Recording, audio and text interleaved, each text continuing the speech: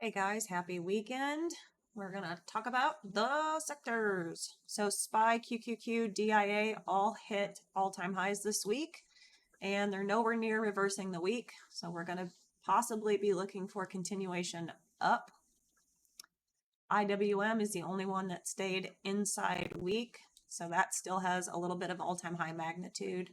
No daily setup or anything for Monday. Probably going to have to take it pretty slow on Monday and let them open, see what they're going to do. XLE went 2 down, 2 up week, did not hit weekly magnitude, and then reversed on Friday. So nothing too actionable here. Pretty stuck and undecided. See if we can get some signals back up potentially. This is the last week of October, FYI, so only 1 week left in the month, which is actually perfect because then in November we will start the new month and new day and new week on a Monday. So that's nice. We like when that happens a lot. XLF stayed an inside week last week. If we go inside and up, we will negate the month down. No daily actionable signal, just a weekly entry. And you've got really a pivot machine gun here. So that could really get moving all the way up to there. XBI stayed an inside week. We are up at all-time highs, so potentially an exhaustion reversal down with a daily actionable signal for Monday to potentially trigger the week. So 2 up, 2 down day could trigger the week. Gold, we went outside week. If you're just trading the sector, it's very difficult to trade gold in my opinion.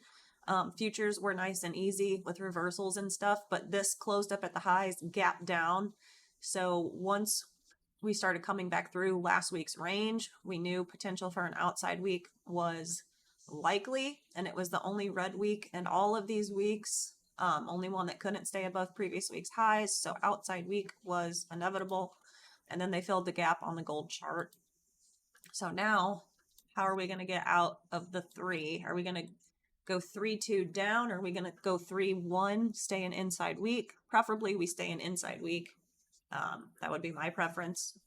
So we can start November off with an inside week and down, doing that.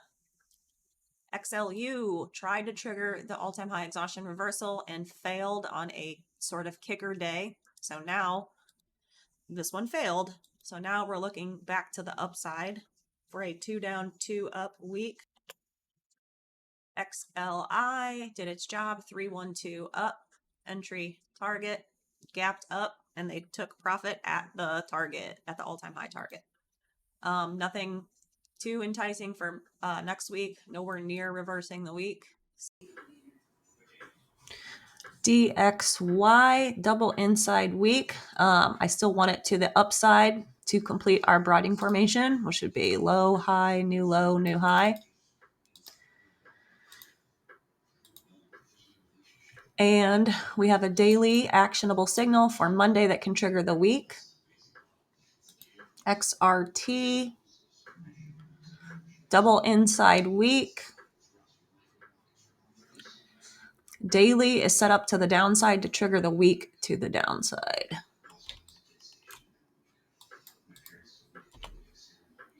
XLP went 2 up continuation last week. That's why we don't enter on continuations. So this week you are set up for a 2 up, 2 down week with a daily 2 up, 2 down day to trigger the week.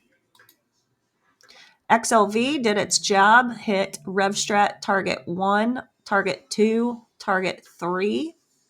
So nothing too actionable to do, nowhere near taking the week down. Does look like they're ready for some profit taking on Monday after making a slight higher high on Friday compared to Wednesday's high.